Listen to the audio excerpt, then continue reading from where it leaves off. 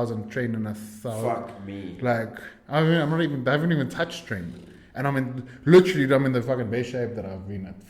But 4 weeks, that's the 3 thing. months out. Like you know, it's a learning curve with this stuff. Sometimes less is more.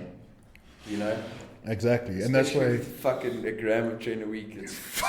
That's a lot. Look, I love this feeling. I'm man. sure you felt like you were on top of the world. I'm sure. It got to us. You know what is the funny thing? It got to a stage where it was like, thinking about it now, it was bad because it gives you. I wouldn't say a god complex, but it's literally yeah. Yeah. Like that's the funny thing. Like it's you just think you're better than anybody else. You really are. Look, I wouldn't say in just physical extent. Well, I wonder if that's such a bad thing.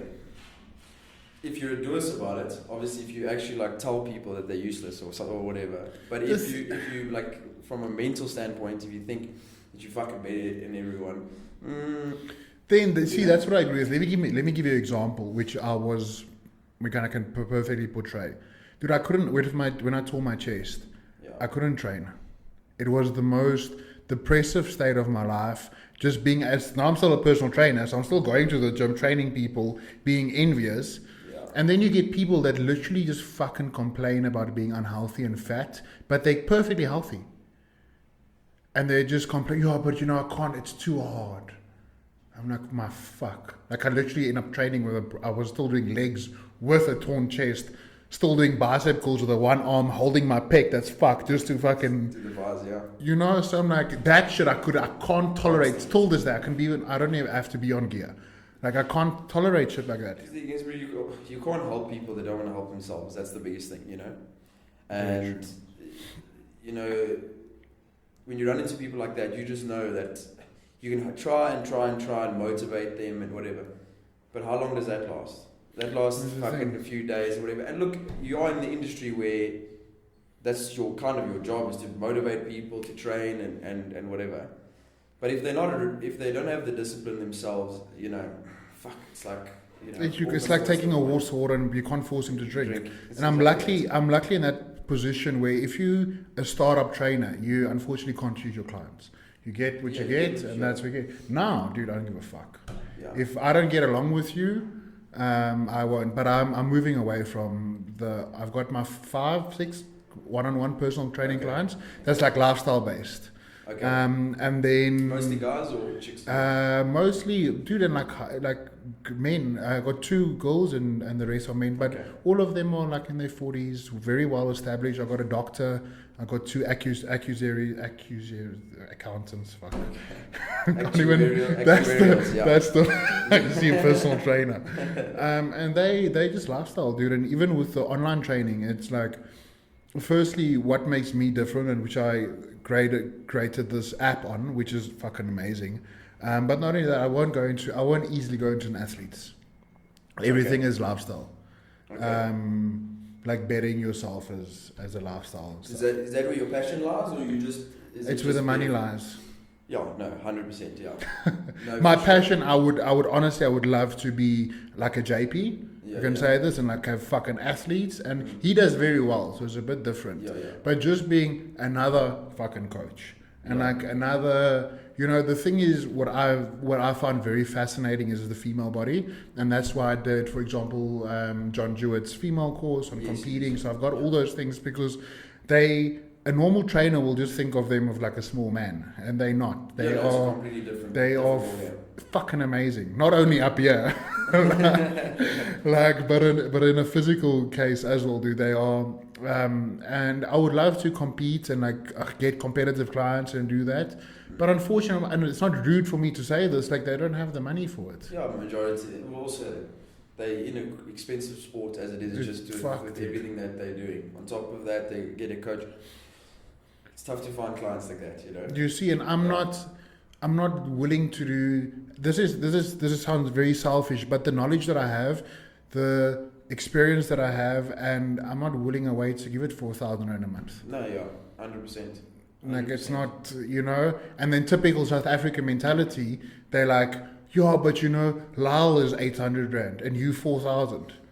Like then, no, sorry, not saying. No. But like, let me get like Bob. You know, No. Bob is 800, and I'm like, why the fuck is a Polo what it costs and a Ferrari what it costs? 100%. And also, when your time becomes more valuable than fucking 1,000 rand a month. That's yeah. You know, but look, at the end of the day, everyone has to start somewhere. You know, so you know, I'm sure in the beginning. No, fuck in the beginning, you I take what you could get, whatever, but that's awesome. That now you have that option. You know, so that's great. That's where I guess all the trainers and coaches want to, you know, and get to that's eventually. exactly, and that's where the thing is. Like, I was very, very fortunate because the type of clients I have, I was 3 weeks like couldn't work at all. They still paid me.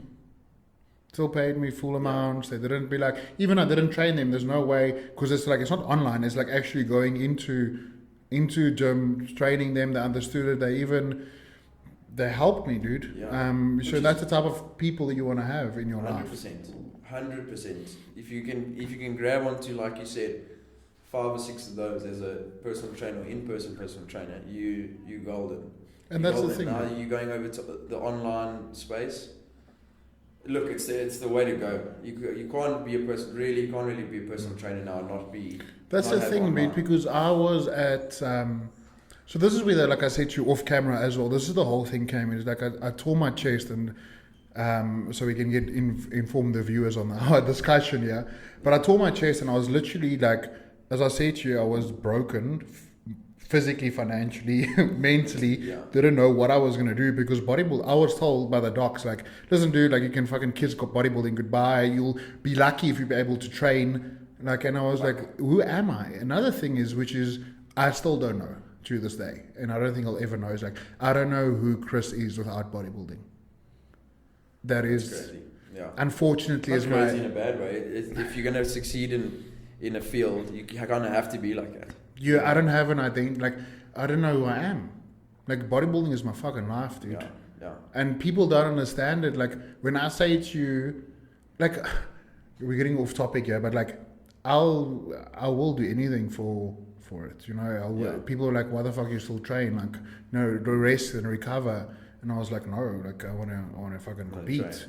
Like, people like, you're competing. Like, in June you tore your chest, now you're competing and stuff. I was fucking wondering. I saw on obviously we spoke about it, and you actually sent me the video, and we spoke a bit about the tear and whatever. And then I checked we hadn't spoken like a week or two, whatever it was. And then I saw the fucking post about 16 weeks out or whatever. And I was like, bro, what the fuck's this like doing? You know that's the thing, dude. And that's where my mentality came in. Because then, so going back to it, I was like, what am I, which is our podcast is about, is like building, you know, a business outside of bodybuilding, is who am I and what can I do? So that's how the podcast started. That's how we started the entire online platform of getting, look, Angelique and I are in it together, you know, but she's a mom of 4, dude, and she's like competed and she looks amazing. So we want to get that threshold of moms to live a healthier lifestyle and things like that. So that's also where the money is. Exactly. You know, so that's where everything came from. And I was like, cool, I want this. We opened this place, which is a beauty salon as well. So yeah, dude, it took some guts. We literally, like I said in the previous podcast, we took all our fucking wedding money. Oh, really? Like literally, yeah. Well, because I couldn't get married. You couldn't get married because I was in a sling. Yeah. So it was actually supposed to be the 29th of July. So. Fuck. Okay. So, yeah. But are you still planning? No, we're still gonna get married. We just like, listen, this is gonna be a better option for us in the long run. Yeah. Of making money and like investing into something. Unfortunately in life, you need to have money to make money. Yeah, to a certain extent, definitely, yeah. So you have to invest in this. We're working our asses off, and we like it's a tough, but I do believe we'll prosper from it. But yeah, dude, and that's where I was like, cool, but I need to set an example. I need to, like, I can't be this trainer now, and like I was told I'll never compete again, and I'll fucking show you I'll compete again. Like 100%. I'll show that doctor. I'll go there with my trophy. I'll compete again. And that's so funny because I spoke to one of my friends. It's like, it's as if this tear like made you a better bodybuilder. And it is. It's very true, because what happened was, you know the saying, like, you only realize what you've got when it's gone. It's gone. Yeah, for sure.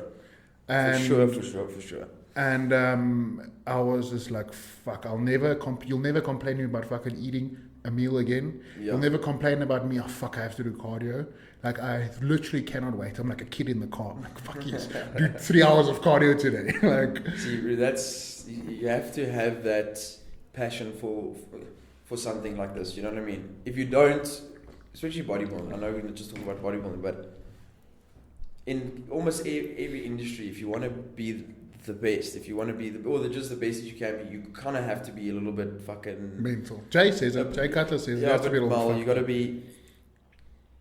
Even I was gonna say a healthy obsession, but not really, bro. It becomes unhealthy, 100%. It becomes toxic, and that's why I say to you, this is my take on it. And you know, people will this. You can't have balance. If you want to be great at something, you can't have a fucking balance. You have to be fully, you want to win with everything inside of you. You have to get so tunnel vision. And not only talking about bodybuilding, if you open a business, you can't be like, oh, okay, cool, well, you know, I'll let it slide. And, you know, like, I don't really want to go in Saturday, you know, like, I want to just chill. No, that's not the way it works. Yeah, I agree fully. I don't know. Look, I agree with, you know, like everyday people, whatever, with regards to balance. Yeah, fuck, because that's what they want to do. You know, you work your 9 to 5, whatever.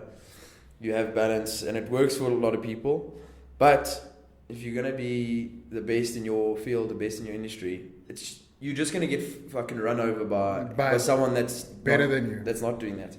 That's not going on the little fucking holidays or drinking on the weekend. Look, fuck, bro, you can go have a drink on the weekend. It's not about that. It's about the fact that next morning. You've gone whatever, had a dinner with you, whatever. That next morning you might feel a little bit shit or whatever. No one fucking gives a shit. You gotta get to it. The sun's. I always say this analogy: the sun's still coming up tomorrow morning with or without. Yeah, and so your competitors. Exactly, and the thing is, you can have better genetics than me, but if I work harder than you do, I'm gonna fucking kill you. And you know what the sad reality of it, dude, is like I don't really have friends, or like I've got acquaintances and like friends, but like nobody understands this. Right. Nobody. People think they probably follow me to saying this guy's fucking is a nutcase. Yeah.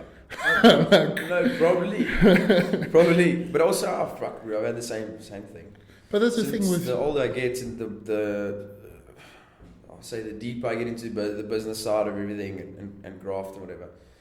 Bro, I used to be that guy that had fucking all the mates, bro. Yeah. You know, go to a place and I know everyone at the jaw or whatever.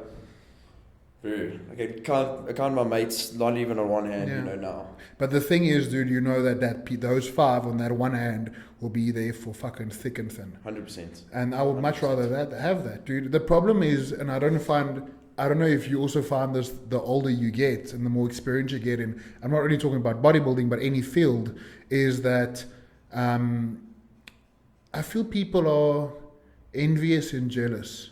Yeah, for sure. And they will only, if you make a success, I'm that type of person, if you make a huge success out of GHI, which you're on your way to, dude, I'll phone you and be like, LYALL, like, dude, well fucking done, dude, like, I knew you could do it, you know? Yeah. I wouldn't, like, diminish your shine and be like, yeah, well, remember, you know, you must just be, stupid, I can't even think of an example, but like, you know, your dad probably helped you.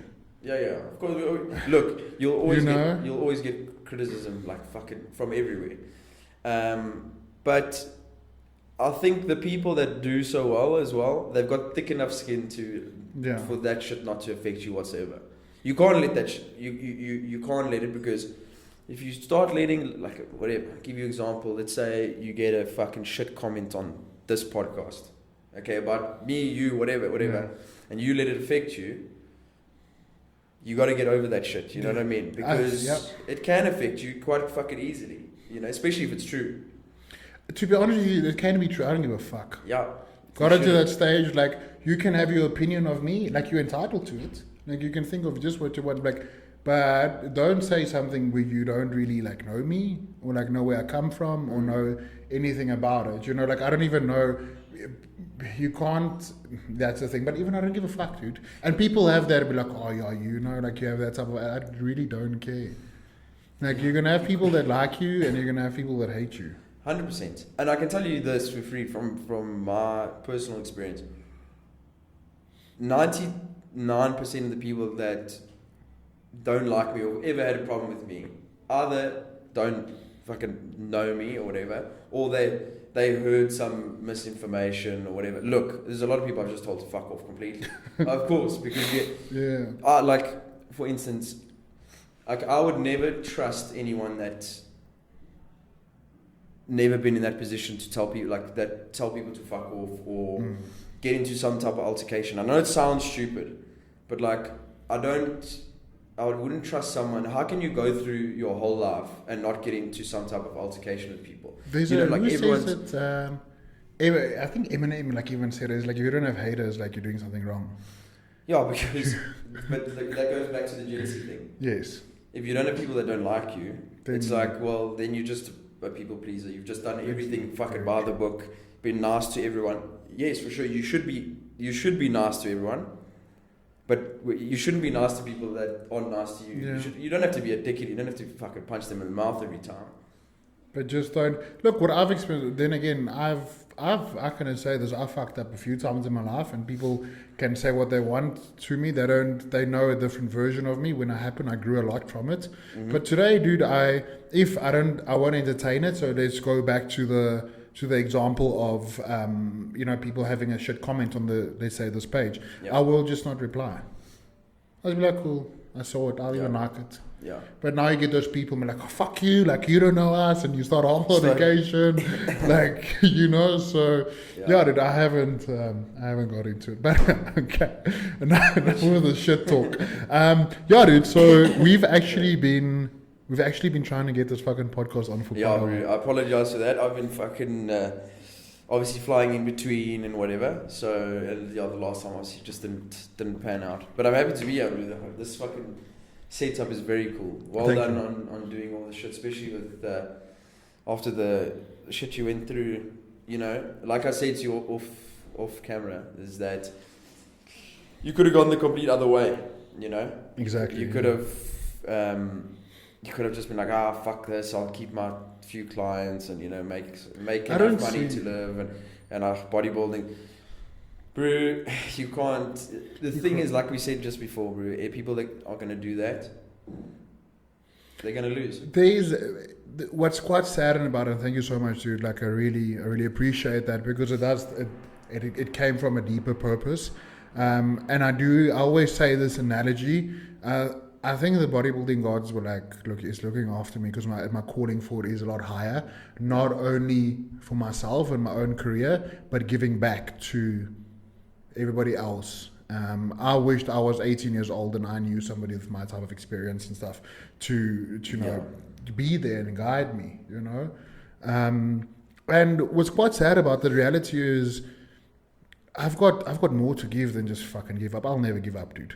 If I tore my chest, if the doctor said to me, your chest is off, dude, like we have to amputate, I would have been a fucking paraplegic bodybuilder. Yeah, 100%. Like, this is what you love, dude. I love this shit. I've got the biggest passion for this, and I want to create a community around it. I really want to give back, and which we'll get into, which the podcast today is about, like life and bodybuilding outside. Life and business outside of bodybuilding is what I've really experienced. And even if you look at a lot of pros, they turn pro and they make a hell of a career out of it, and then they retire, because you retired like 40. Yeah, most of them, like you're pretty fucked at 40.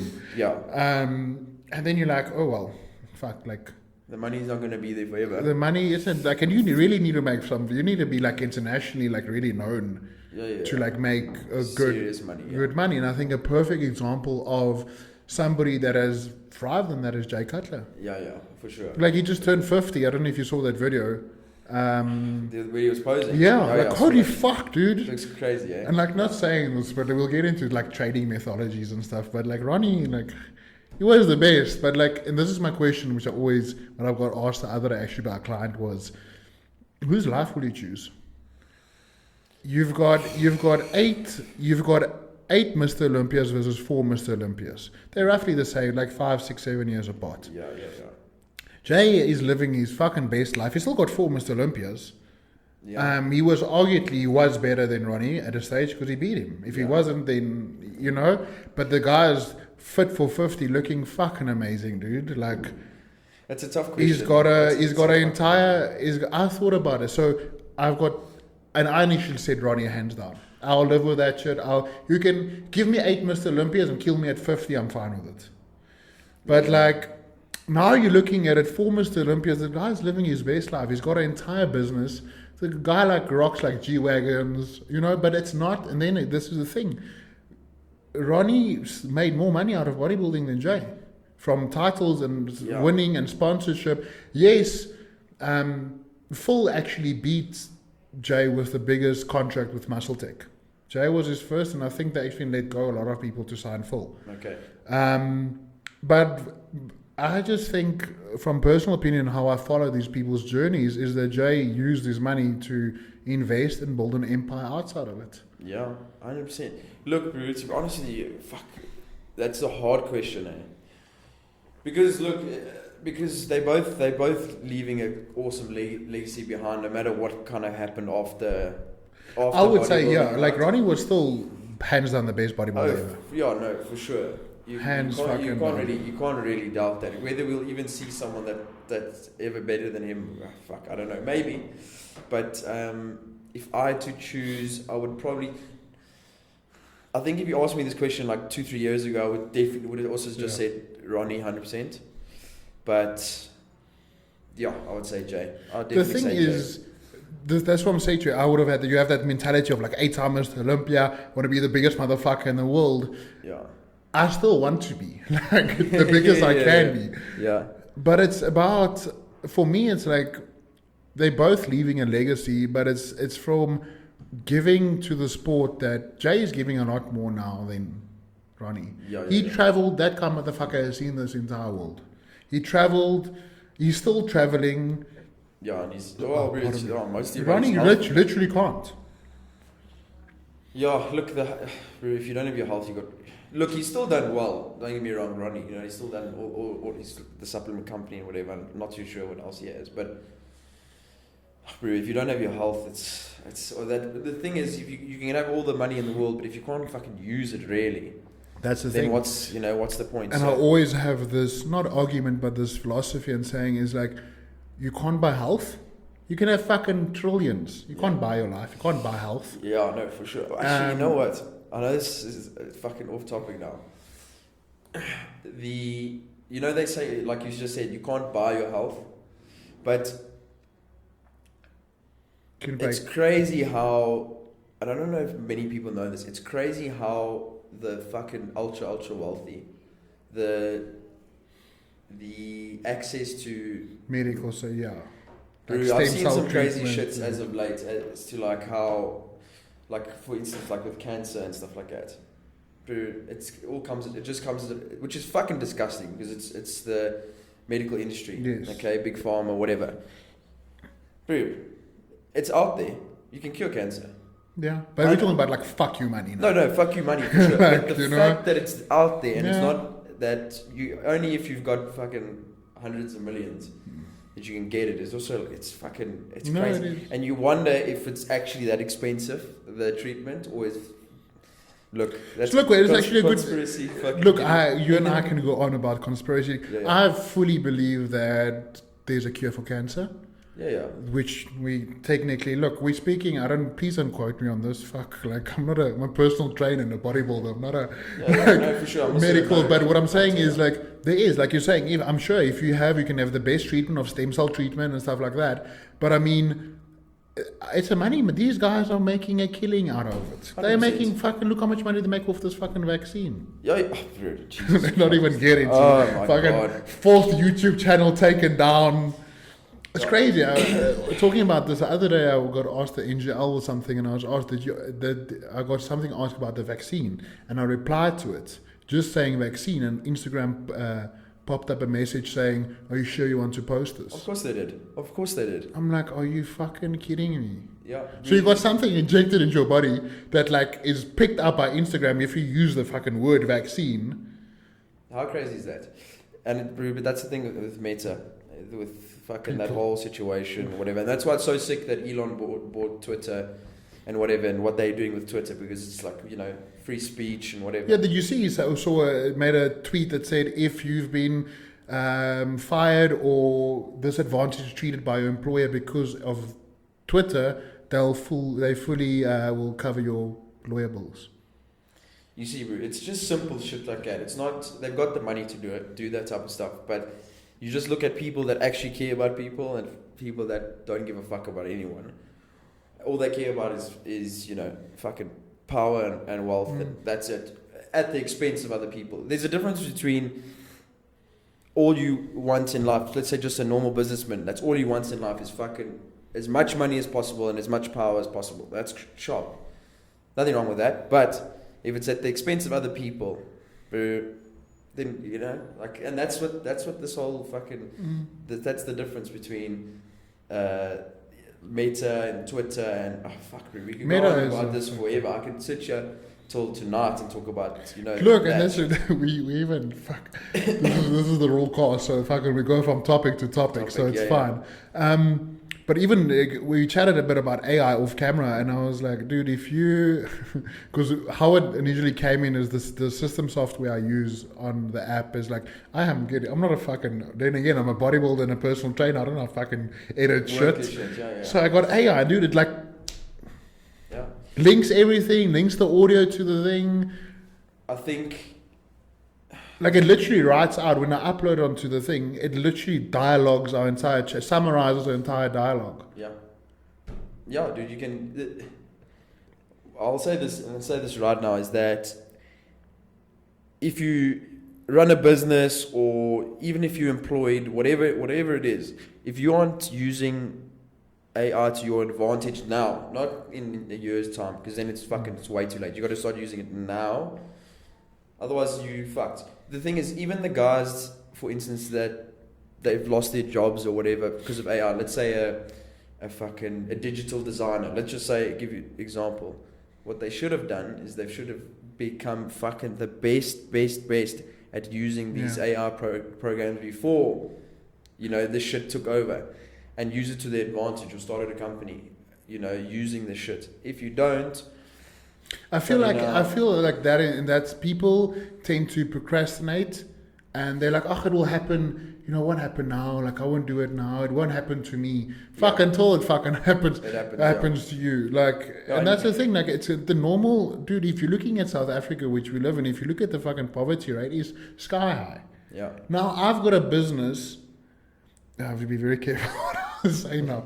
If I've got a business, I'm going to hire some fucking idiots to run this shit. I can just get AI, which is a computer service, to run everything. It's going to be no faults. Yeah, and you're going to pay, if you pay. You pay a subscription.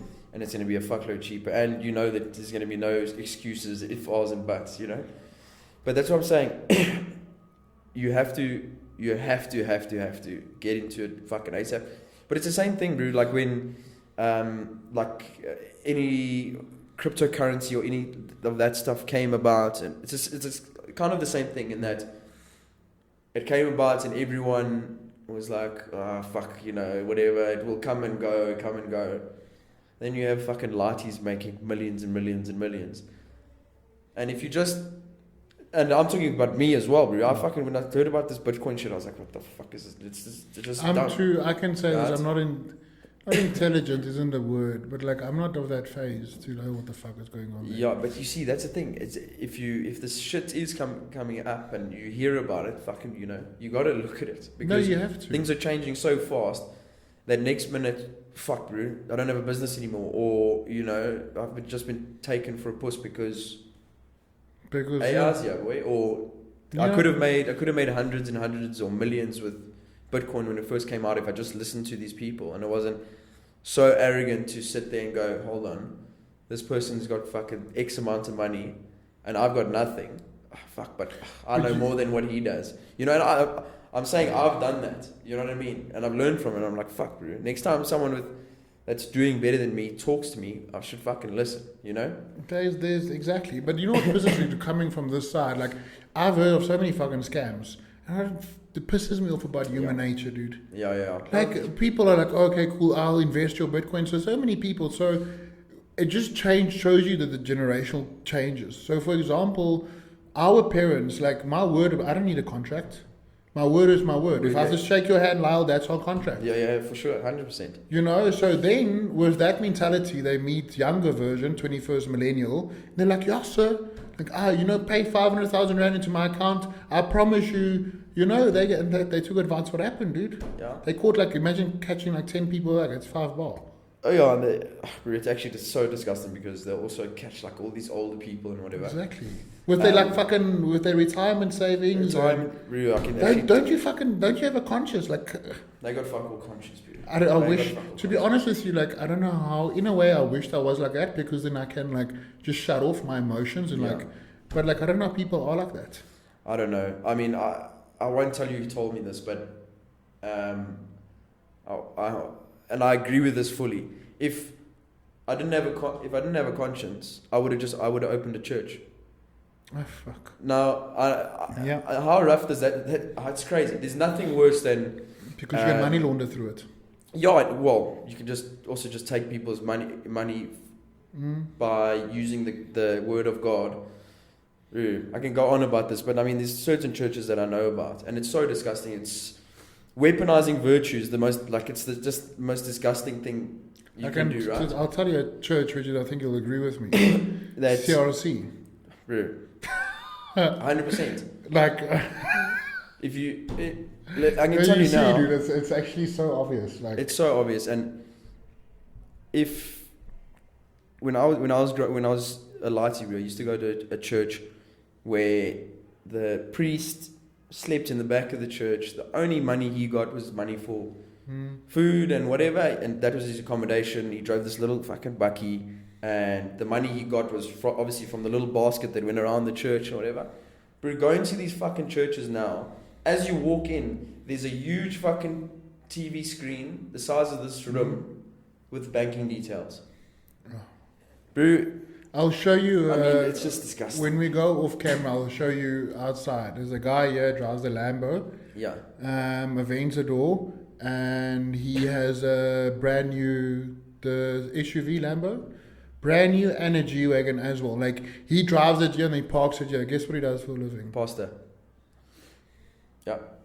There's a pastor in. Like, fuck it, I'm just gonna sign him as a client. Charge him like 5K a session. Dude, 100%. 5K an hour. Fucking thanks for coming. Dude, I know of a guy as well. Once I played golf with. And he rocked up in his Ferrari, whatever. And I was like, fuck, okay, this is cool. So I started speaking to him because when you see someone like that, you want to pick their brain a bit to understand how they made their money. And he told me, no, I'm the pastor of this church. Look, there's a possibility maybe that he had business before he became a pastor, whatever. Probably not. Probably but not. on that sense, like, I'm a firm believer, and I'm talking about experience here. Karma is a bitch and will fucking come back to you. 100%. I agree, and I've seen it happen many times. It happened to me. It happened to me, relationship-wise, friends-wise, business-wise. I served, for all three of them, I've served my sentence. Yeah. And it's like literally, like, then again, you only realize what you have until you've experienced the worst. It's like I've been fucking in jail for 10 years, and now I got free, and like I've got the world is my oyster, and like you appreciate it so much more. Yeah. And I didn't, like, you know, you don't think of things, and I can say this with confidence, like I've fucked up and I've fucked around and I've done things that I'm not proud of, just to make me ends meet, and like cheated, like I can say that. All that shit. Yeah. You know, and had affairs and fucking partied, and dude, I served it, It came back to me fucking 10 times worse. 100%. So that's what I say to you, and that's the thing. Like, as soon as you'll see how your life prosper. Since I've been literally changed my life around to like living good, like small things, dude. Like, for example, the kids wanted to, like, there's a lot of them. There's 3 of them. So going to the movies is expensive. Yeah. Okay. And then we said, listen, we can go, but you're getting like a cool drink or popcorn. There's no like, Yeah. And they're like, why don't we just sneak snacks in? I'm like, no. Like, it's still stealing. Like, that's how far I go. Like, sorry, I'm not sneaking in shit. Like, and you'll be surprised how, like, even like doing minuscule stuff like that, how your mindset change and how actually the universe works of like giving back to you. 100%. Look. Because the normal person will think like, oh, fucking sneaking in some Astros into the movie, or like putting like chucking, just leaving this on the side here. Like small things, dude. Yeah, but you're a good Samaritan, and if you are, it comes. I've been to both sides of the spectrum, and I much rather live this life than the life I lived before. Yeah, you can only last so long when you're a bad person. You're having a good life when you're a bad person, because if you look at like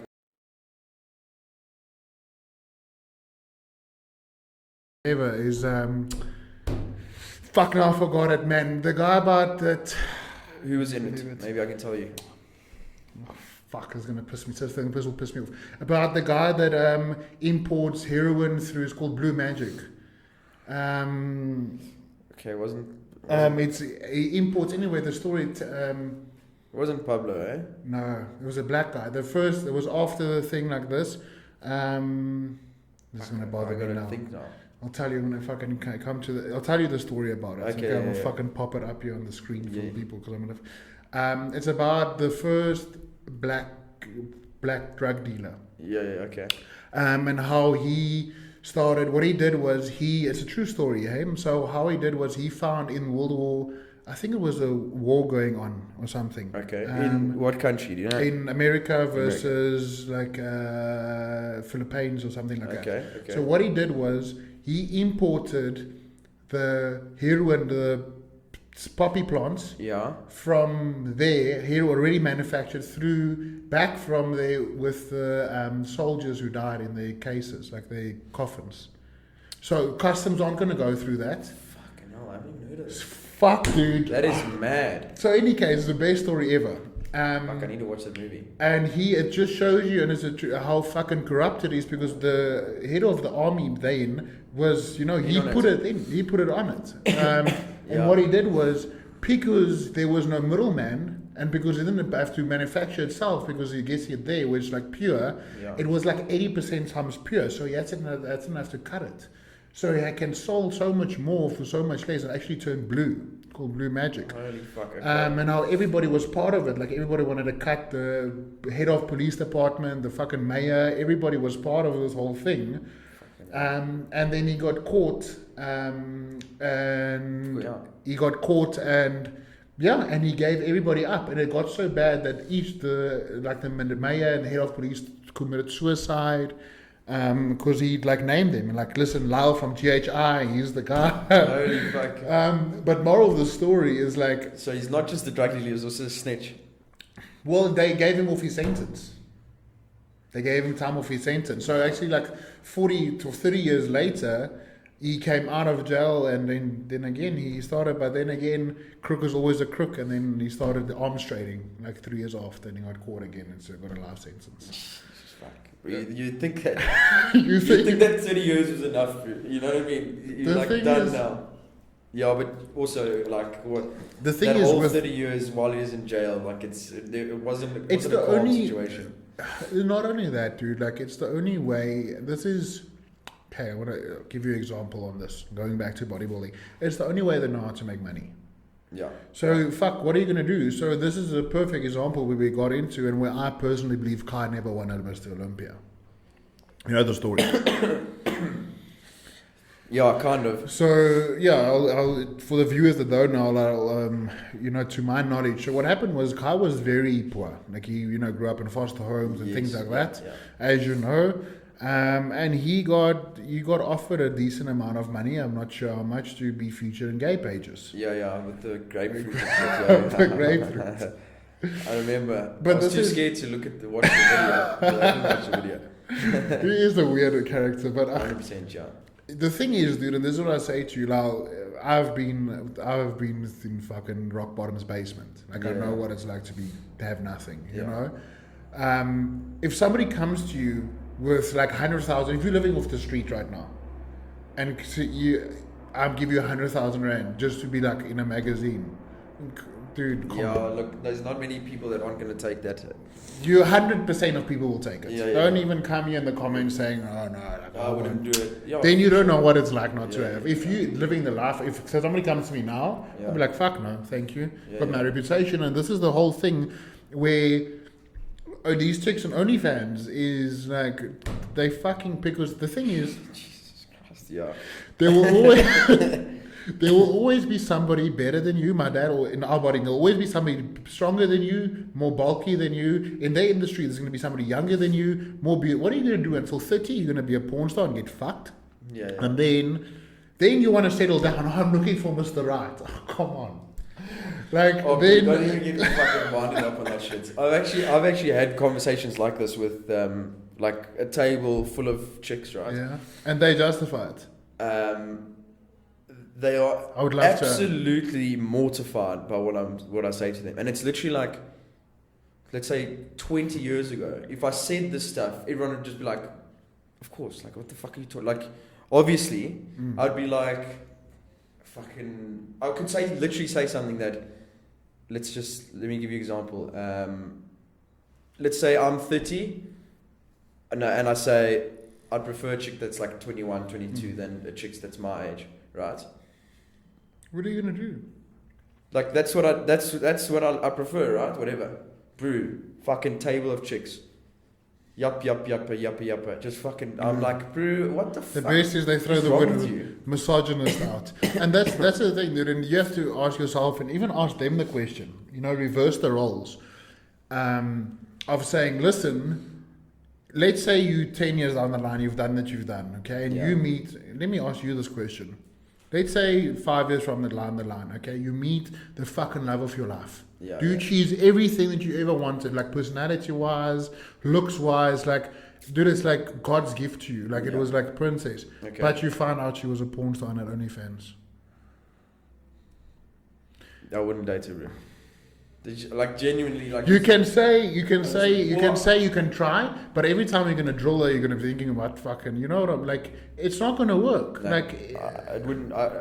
She's but that's the thing. So now you want looking for Mr. Right, and like this is gonna happen. Now ask themselves, it's been like, listen, you meet the man of your dreams, and you think, and you know, he fucked like 1,000 girls. Like, would you be with him? Like, the honest answer is, be truthful to yourself. Like, no, you won't. No, you wouldn't.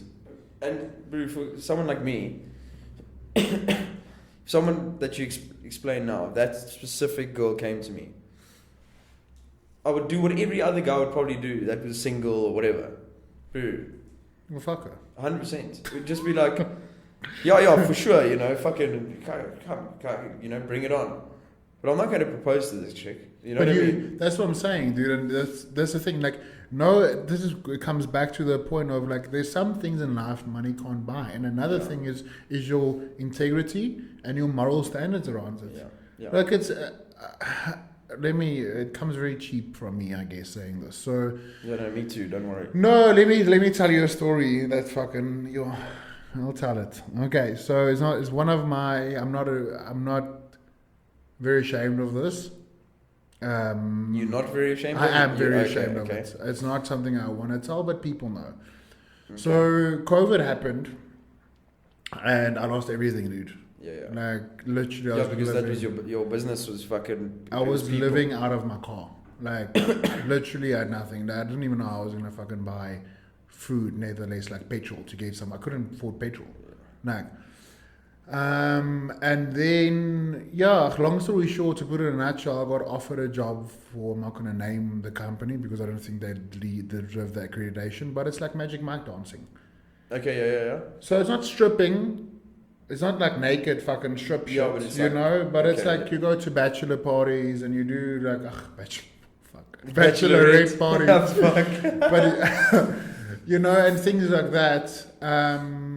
And dude, you dance. It's like magic. Everybody's watched Magic Mike. It's like shit like that. So it's not like fucking I sold myself or sold my, you know, anything like that. But it got to a stage, and this is why I can really talk about the Kai Green situation. I made a shit ton of money, dude. This is why I'm because of that. I was able to, like, in one night, 1 weekend, I made like 17K. Fucking hell. That's So crazy. Yeah. you go from being like, fucking, I don't know how I'm going to put food in my fucking, I don't even know how I'm going to, like, you know, like, do anything, can't even eat, to like that type of thing. But when I was clever, that is the difference. I saved it. Yeah. I saved so I can listen. And then eventually, my moral standard, I was did it for 6 months, dude, and I hated it got to a stage where I was like, I had to do this. I really, really had to do this to make money and get myself out of the situation I am, so I can actually afford a place to stay or anything.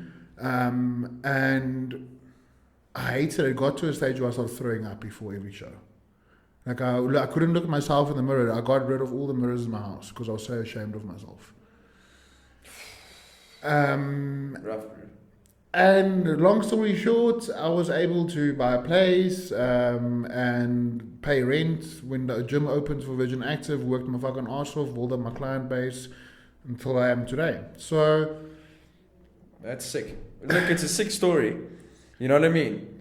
It's a cool, like, it's a cool story to tell, because really there's like everyone's. I'm not saying to the same extent, but everyone's been, you know, down and out or whatever. Well, not everyone, but you know what I mean. We've all been there. Yeah. And we fuck up. All of us fuck up. I mean, I've also, geez, bro. We all Big been time, there, dude. but You don't have, a lot of people don't have fucking dad. I don't have that, dude. Yeah, I don't have, couldn't be like, hey dad, like, listen, COVID happened, kind of lost my job. Like, I don't have that, dude. Like, you know, I was dating a girl at that stage, which I was actually, I was actually very fond of her, and I'm thankful for her. And it's crazy how everything happens in life. And she lost it, and she kind of like lost everything as well. But she had mom too came out, you know, and I was like trying and like showing her, and she broke up with me because of it. She's like, listen, like, I really do like you, and you've got so much going for yourself, but I can't be with somebody that does this. Yeah. And I didn't take it for granted. I didn't fucking blame her. I was like, I wouldn't do it either. Yeah. And I was like, but I don't want to be this person anymore. I've got this. I don't want to be. I want a life. I want to grow. And from this, I don't see myself in the long run. Like, this is a temporary thing. I've got what I've wanted. Hey, my guys, to get myself out of here. And that's where friends at that time came to me, and then they were like, oh yeah, but now you're too good for us. Never forget, if it wasn't for us, you wouldn't be here. And don't forget, like, we helped you, and now we know, you know, that type of thing. Rather than saying like, Chris, well fucking done, dude. Like, you got yourself. They're still doing it to this day. Yeah. You know, well done to actually like making something of it. Look, I'm not blowing smoke with myself, but I'm much better off. Yeah. Like, and realizing that they're not actually. And that's when I realized. Friends, really. But this is the funniest thing. Let me tell you something, in where I realized something about women. You know how many times this is bachelorette parties, bro? Yeah. Okay, so they're getting like married next week Saturday. Oh fuck, bro! I actually don't even want to hear this because it's gonna be. Tried. Every single one of them tried. It got to a stage where I said no, where they'll actually offer me like money. And I was like, that was the biggest thing. Fuck, bro. Oh my god. And people wonder why there's guys like flying fucking to the Middle East and shit to pick up women. Because like, you see these what girls the on fuck? fucking the best is, so because of this, I have known, dude, you'll be surprised. I'll name you names. You're gonna say to me, what, that does it? But it's not. It's fucking obvious as well. Yeah. You see them in Dubai and then New York. And then, like, they live in this life, like, they get flown fucking out to get fucked. Yeah. Bro, I know a few of those chicks. Like, personally, I know a few of those chicks. You see, so, but then this will come. It's easy money. I don't blame them, because, dude, if you have to work, and this is the thing where I just say, and I'm not judging at all. Let me just get this out of it. I'm not judging at all. You do you. My advice is just use your money sparely, rather than paying, because what they'll do is they go buy a fucking Louis Vuitton handbag of 50K. Yeah. 100%. Like, but use the money to get out of it, because eventually you're going to become, because they make, like, let's say per night 20K. Yeah. Okay, average, because there's high rollers. Yeah. Okay. And so do it a weekend, that's 80K. You know how hard you need to work for fucking 80,000 rand, my friend. Yeah, fucked up. So I mean, they're gonna take the money. They'll take it, but it's the gonna money's get gonna run out sometime. If you don't, you're gonna get old. Then come back to a conversation where they're gonna be like, "But you're 30 years old. I fucked you for like 15 times now. Like I want the news. There's always gonna be another new on the block. Yeah. So that's just the fucking podcast has gotten. There's no longevity in doing that stuff, unfortunately. So dude. It's especially with chicks. Look, there is a difference. You can't tell me there's a difference between a promiscuous man and a promiscuous woman. Like, it's not the same. You know what I mean? It's Look, it's if you go to a chick and you tell her, you've slept with 30 people, she'll probably be like, okay, like whatever. Like, it won't be such a huge thing. But if a chick comes to you and she's like, really, like 50 guys before you, chances are you're not gonna. And the thing is, people will fucking lose their mind at what I just said.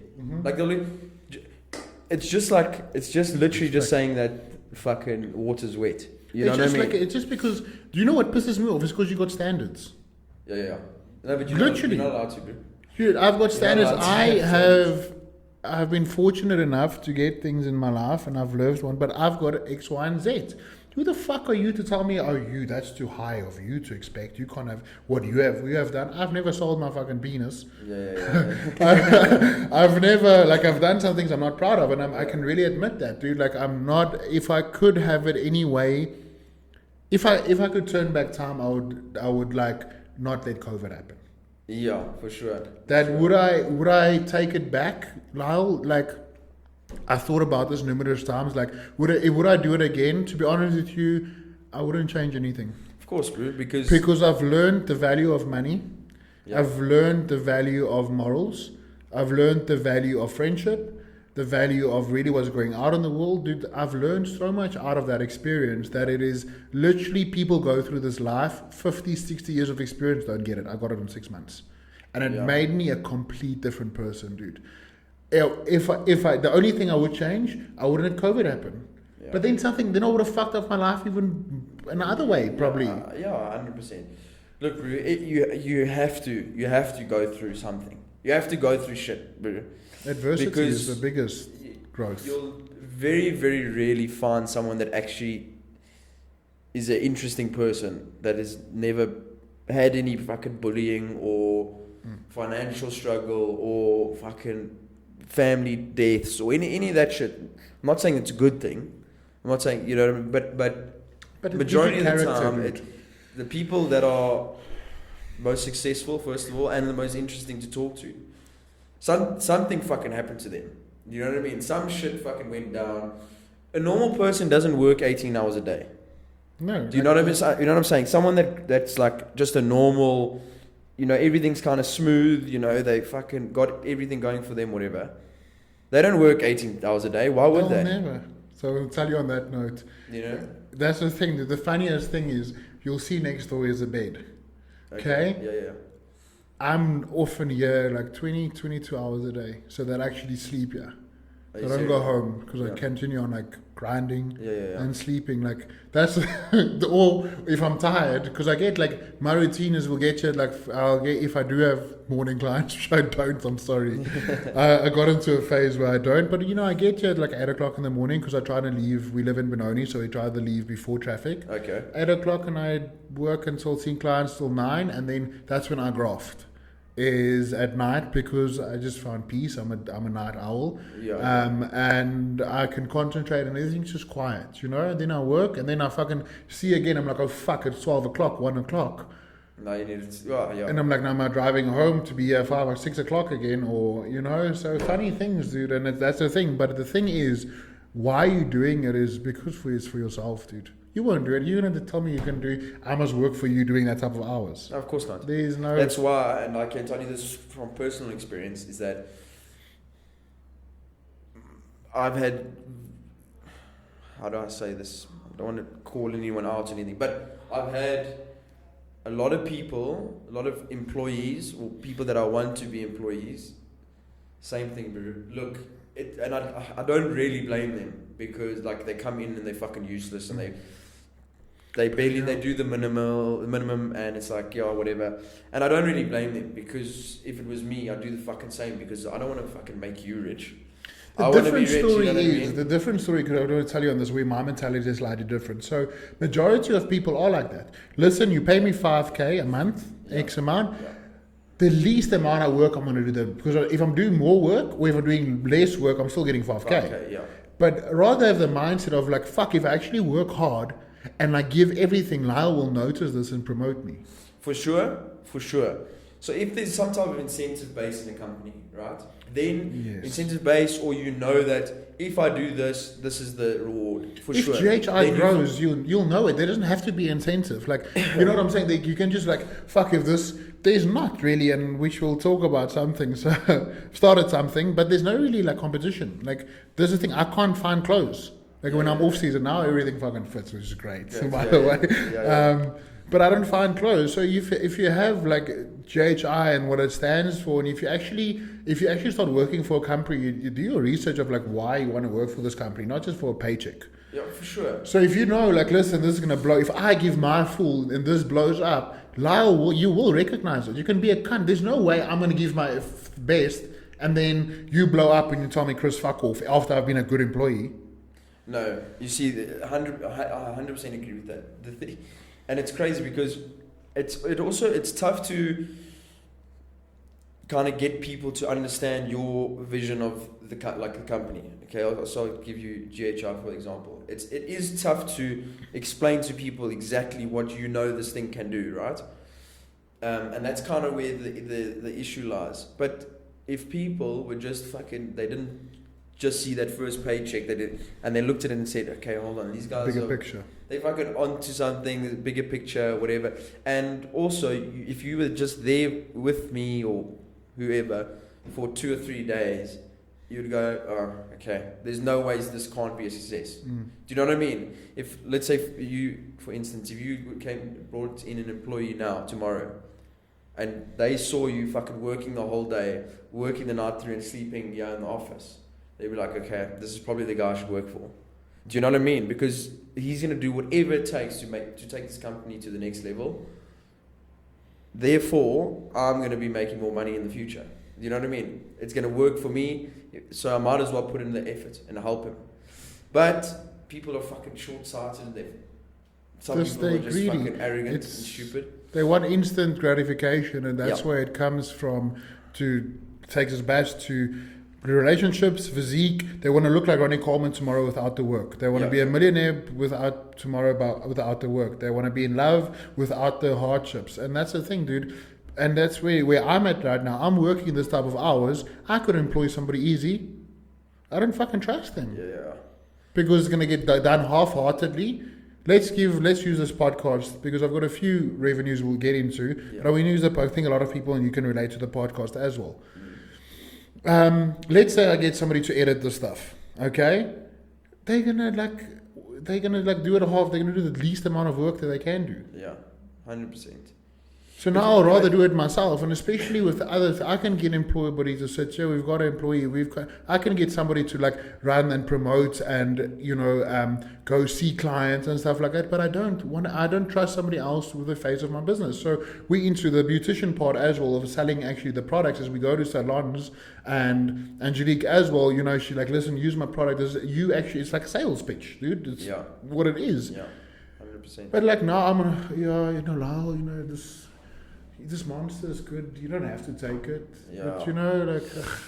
But But if it's not your product, that's the thing. Either you can come and be like, hey dude, like this is the best monster I've tasted in my life. It has 0 calories, 0 sugar free. I know you're a bodybuilder, so this will be, just that immediately is so different. 100%. And I was actually literally having this conversation yesterday.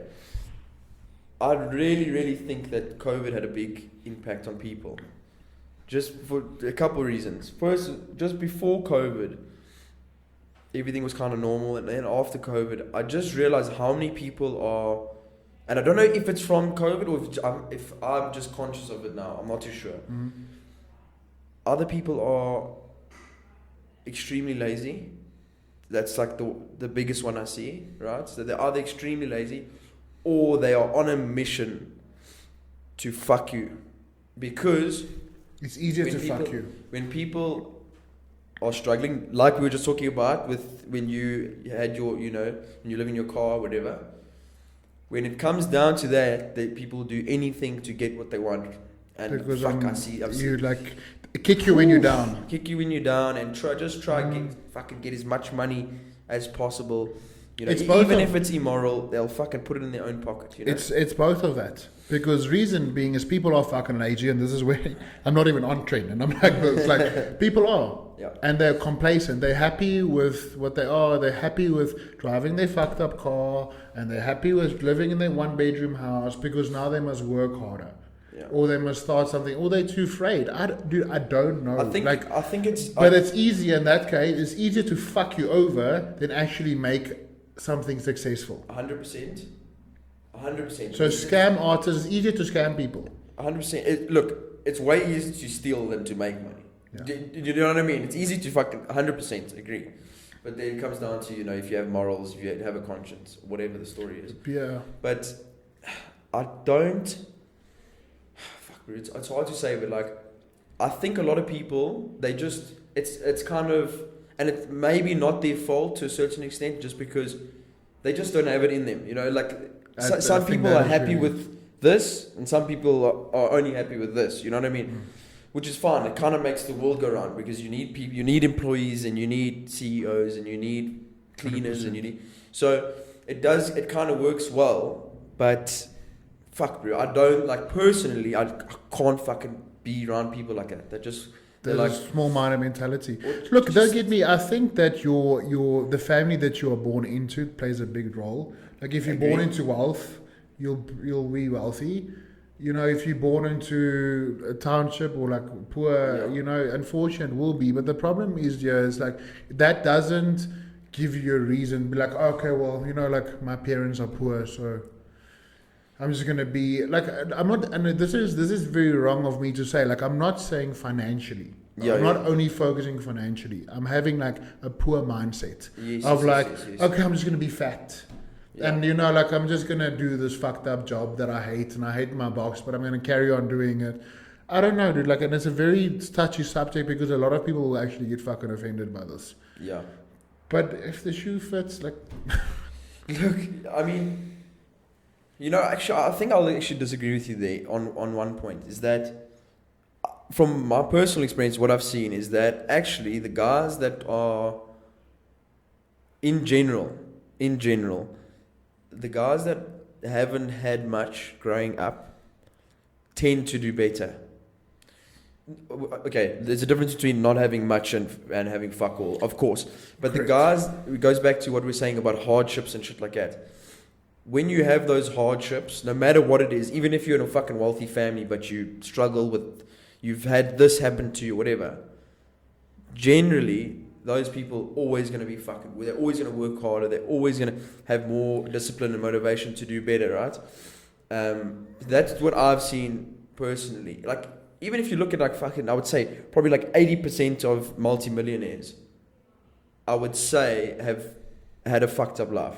No, 100%. Look, I agree with you. I think let me rephrase my remark on that. So let me say by wealth and things. If you're born in a wealthy family, you are more prone to, this world is about is who you know, not what you know. Agreed, yeah.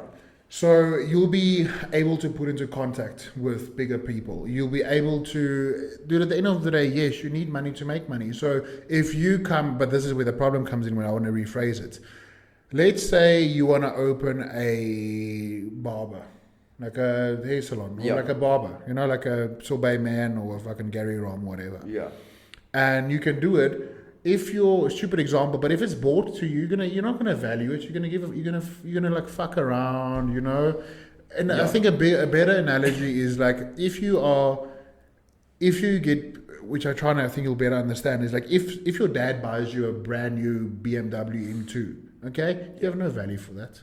Yeah. You're gonna fucking race it, drinking drive. You're gonna fucking show it off to your friends. But if I have worked for my City Golf and I've worked my fucking ass off, I'm going to be so proud of that thing. Yeah. I will wash it every day. I'll take care of it. You won't eat in my car. You won't do it. You know what I'm saying? You'll be so proud of it. And that's the difference where I'm coming from. 100% agree with that. For sure. For sure, because also if you grow up, driving in Ferraris, it loses novelty. You can't go fucking backwards now.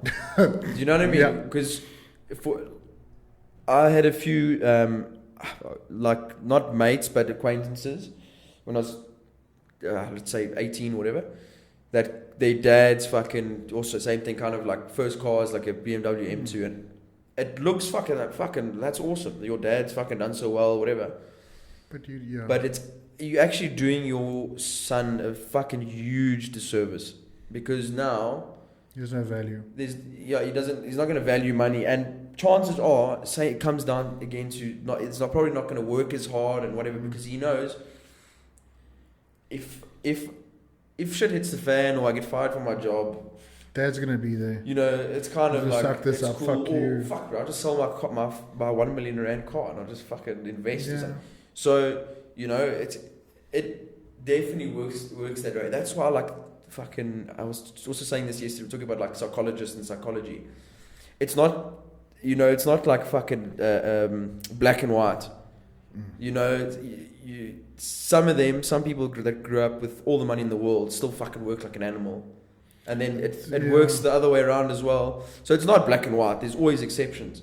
But in general, it is like that, Yeah, that's very true. Look, I can't really comment on why that is. Yeah. I think it's parental, maybe styling or skills they're not giving, and not being a spoiled brat, because that's one thing I can't handle is fucking spoiled brats. So work for something, and you'll see. And that's why somebody that really has money, that earned it himself, you won't know it. Yeah, 100%. You won't fucking know it. I think as well what I do respect big time is someone that did grow up with like whatever, good family, a lot of money, whatever, and their parents still put that kind of discipline in them. They didn't get everything they want. They were like, fucking listen, you looked after and whatever, but I'm rich. You know what I mean? I would never forget. I watched Shaq. He's on a podcast or whatever, and he was saying, he literally tells his kids that I'm rich and you're not, which I fucking had good luck at. But you see, and that is the way, dude. That's a bit like, it's a soft topic to talk about. It's a hard topic to talk about, because people that, and especially this entire podcast about like ONLYFANS and money and stuff like that. But the thing is, and this is why it brings me back to bodybuilding and why I love the sport so much, is because like your dad can't buy you a fully body. Like a bodybuilding, a good physique is a status symbol that is quite unique on its own, because then again, it shows respect. Yeah. It shows discipline. It shows years of grind. It shows motivation. And if you have that, like, there's no. I don't like open bodybuilder. Like, there's difference between a muscle model and an open bodybuilder. Yeah, for sure. There's no arrogant open bodybuilder. Yeah, it is hard to find. I've personally never seen one, met one that is like fucking arrogant. Most of them look like dickheads. Yes, but you see them from afar, and you're like, yes, that is a dickhead. But normally they're the nicest guys ever. I think I fall under that superstition. Yeah, a little bit. Dude, and that's the thing, and that's what I love this. Why I love the sport, and but then coming back to being an open bodybuilder is something that had to happen to you. So if you look like a cunt, it's because you unconsciously created this outer hardcore exterior to protect the inner sensitivity. I mean, I can see that probably 90% of guys are like that. A lot of them are softies, bro. Yeah, or like big softies, If you meet them, that's what I'm saying. I'm agreeing. Yeah. So what I'm saying is, like, if you don't know me, or if you don't know, you look at him like, yo, that guy's a dick. Until you actually talk to him, like, yo, fuck, he's actually a nice guy. I've also found that a lot. Yeah. So yeah, dude. One thing I want to close on GHI. What's next, dude? Like, I mean, you've been. it's been going on and stuff like that, but I know you've got bigger plans. Yeah, for sure, of course. Is it in working? Is it in timeline? Is it in progression? Oh yeah, 100%. Look, bro, put a fuckload of work into it, and especially now, lots of work and a lot of things that are, how do I say, all obviously in the background and working, because I've made that mistake of like rushing things, bringing them out, and then there's fucking issues, or they're not quality, they're is not not quantity. Dude. Yes, they're not what I wanted. So there's a lot of stuff, you know. Now with GHI Performance as well, that's like such a cool. It's given me also like a new outlook and and it's like I actually enjoy it a lot. I actually enjoy it more than the clothing side of it, but that's kind of, you know, that's where it started. So bro, big plans, huge plans. That I'm, you know, we're busy working on and getting there. But yeah, like we said, it's the toughest part is me just finding the right people. So that's why, like, with the coaches now joining the GHI Performance, like, to a certain extent, they're very hand-picked, you know. Yes. I get along with all of them, and I know they're all like solid in their. They also, you need to just know what they're fucking doing. And they know what they're doing, you know. Because that's the something like thing. that can like fuck up your brand. Six love, my friend. 100%. 100%. So, got to be wary about that. That's why, you know, there has to be fucking. It's no, like we said, there's no more handshake. It's a fucking proper contract with every clause. You know. But I don't. You see, so I'm not there yet. I'm gonna do as much as I can by myself. Yeah. As long as I can, you know. But fuck, dude, you have to. But like, you don't want to do business like that. No, I don't know for sure. You don't want over relationships, because at the end of the day, what we do, I don't see it as business. Like, it's relationships. You know, it's more a relationship than business. Yeah. You know. Yeah. And the type of relationship I have with you is like, I expect you. I don't even think of you fucking me over, because I will never even fuck you over. Yeah. You know, that type of thing, you know. But unfortunately, to my experience, you know, like, it's you think of it. Know, bro. You never know. I can't trust anybody. You think you have your best fucking friend, this guy, we're gonna fucking make millions together, and greed comes in and. Bro, greed's it's the biggest killer. That and lust. Greed and lust. 100%. Yeah, fuck. Yeah, bro, I think the hardest part about business, and the most important part about business, is the same thing. It's fucking vetting and finding the right. You have to find the right people. You have to. Because they can, like you say, you can either make or break your brand. 100%. So that's why. There's no in between. No, there's fuck all in between. And that's why I do 95% of everything now. So that's why also I'm fucking working crazy hours, like whatever, because I'm doing everything. So until I find the right people, you know, then I'll be able to like do the stuff that I actually want to do. You know, actually get into the real business, where I can actually just go out and do fucking business instead of doing everything. But anyways, you're getting there. It's just about finding the right people, and just vetting them properly, making sure that they fucking got a solution for you. Yeah. Okay, tell me. AI. Okay. I was actually wanted to talk about the 100%. 100, and let me tell you, since this whole AI fucking whatever, I haven't looked for any employee, because now I'm just gonna be I'm actually getting on a call, I think tomorrow or the day after, whatever, with the AI guy. But I was gonna integrate that as much as possible, and where needed, people can then I'll employ someone. No, there's gonna have to come. You know, there's AI is easy with clothing and websites, because then it's literally an algorithm and also like a code. Yeah. But actually and this is the thing, is we spoke about, AI to extent can take over personal training and coaching to the knowledge of it, but there's no such thing as experience. Like, AI can't have experience, and that's what you pay somebody for. You can look at my degree. You can look at my degrees and my qualifications and stuff like that. But if I got what I have and I never practice it, versus my opponent that doesn't have as much but has practiced everything, you're probably going to go with the guy with experience. Yeah, for sure. And also people like a human, a little like a human touch and whatever. So I think people are safe to a certain extent with that.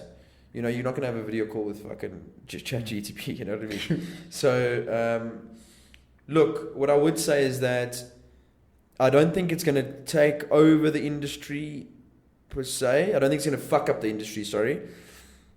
But if you're not jumping on it and you're not using it correctly, sorry for you. No, it's crazy, dude. And that's the thing is time. The biggest thing is time. So I have taken on. I'll see now, but I've been fortunate enough to get 20 clients. Okay, those 20 clients, dude. I don't fucking WhatsApp. I got Loom, which is video interaction. Yeah. Everything is video interaction. Is that personal thing? It's like if you message me now, you'll get a reply within 5 minutes, guaranteed video reply. Yeah. Not even if you want your plan updated because you don't like green beans, you'll get it in the next 5 minutes. Video reply. Very so cool. It's that because that's what differentiates myself. But you have that type of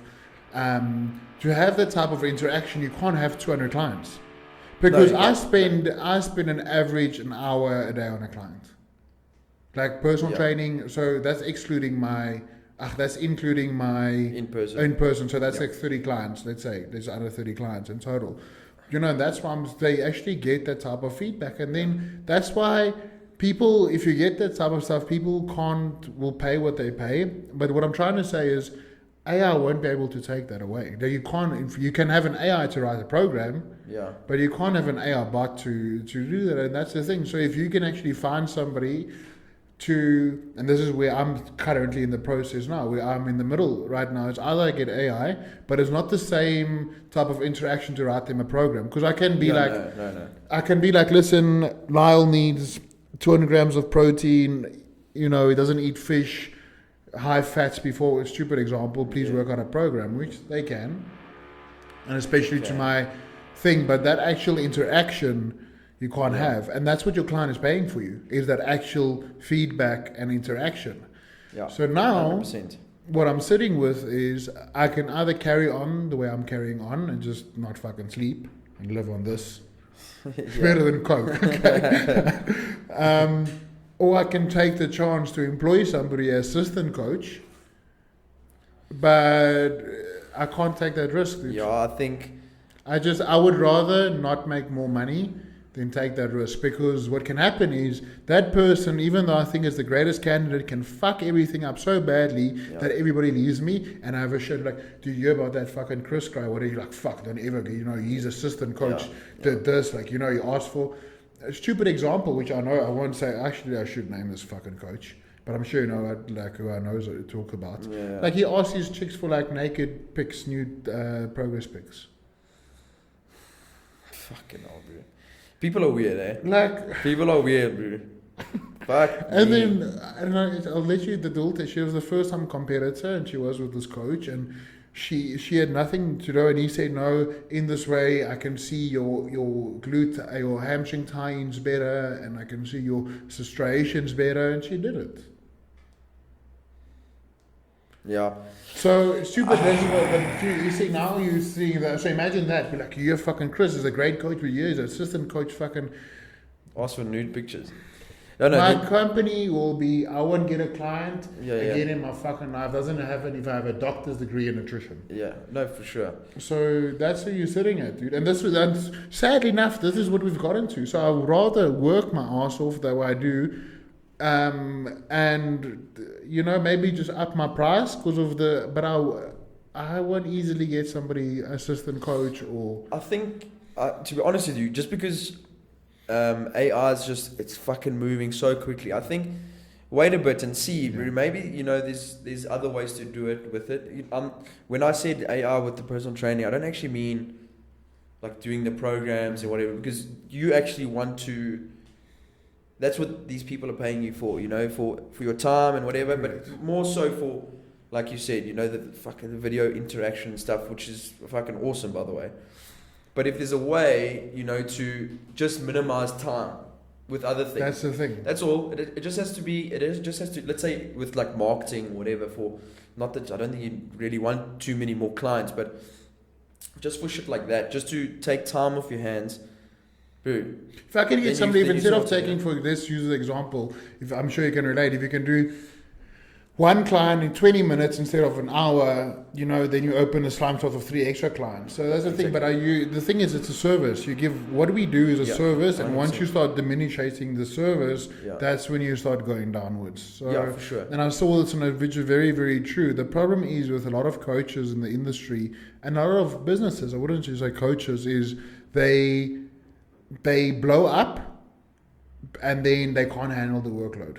And then their service starts dropping, yeah, for sure. But I think, and then they start only focusing on their star athletes and what they can bring. And if you're a first-time competitor versus a pro, you're gonna fuck about you. I'm gonna pay attention to the pro because he can bring me more revenue and more. You know, like that's not the way to go. But I don't know. Like that's why I don't want to go. I don't want that. Yeah, I don't want that pros. I don't want athletes. If I got my 20 lifestyle clients, they're all the same. They just ask me, hey Chris, like they ask stupid questions, but I think it's quite cute in a way. Yeah. Like, you know, and they actually like, you know, like they don't have, for example, Sasco bread can have Albany, you know? Yeah. Which I'm sure they know, but like, you know, and then they're all the same. But they like it. They want that human I don't even have to send invoices. I run on they pay me, you know, like it's just that type of relationship you want. Yeah, I think like in your case, I think the way you got it now at that stage where you're working so hard, if you can just minimize time, and then instead of bringing on more clients, just just improve your other revenue streams, then you then you're in the money, then you sort it, because like you said, you don't want any of your clients to feel left out, or you only contacting them every 2 weeks, whatever the fucking story is. Yeah, then you can use AI to minimize time, focus on other. And this is what I love, dude. This is what I love. I love doing this. I would love the bodybuilding events, and which we'll talk about now as well. A bit off camera. The IBFF, I want to get involved in that. That Cape Classic was so sick. Fuck, I saw so sick, bro. That fucking guy, the one that was quite a mean motherfucker, the overall bodybuilding. Yeah, Neil. Neil's sick. Awkward. Yeah, no, he looked very good. I think he came. I don't know if it was the year before. Yeah, I think it was the year before. He came second to that really short black guy.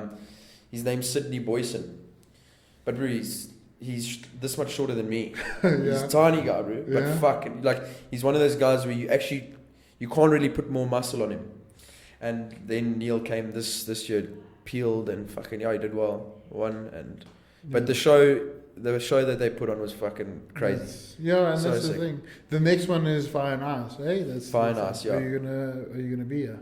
I'm not gonna be here. Unfortunate. No, I'm not gonna be here. I actually, like I said to you, I thought it was actually on the 6th. Oh, fuck. Fucked up the date, but I'm not going to be here. But obviously, we'll speak about that now and whatever with regards to the sponsorships and stuff like that.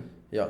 Well, I think dude, we fucking talk so much fucking adversity and shit. Jeez, and off topic. Like, there's going to be a few comments going to be like, "Fuck you guys," but it's fine. It's the raw cast. So dude, I'm really happy to have had you on in person, and thank you so much. At the end of the day, it was you being on your podcast for the first time that sparked it. So I've got you to thank for that, brother. 100%, bro. Thanks for having me. It's been very cool. We'll definitely do this soon. 100%, my brother. Thank you so much. Cheers,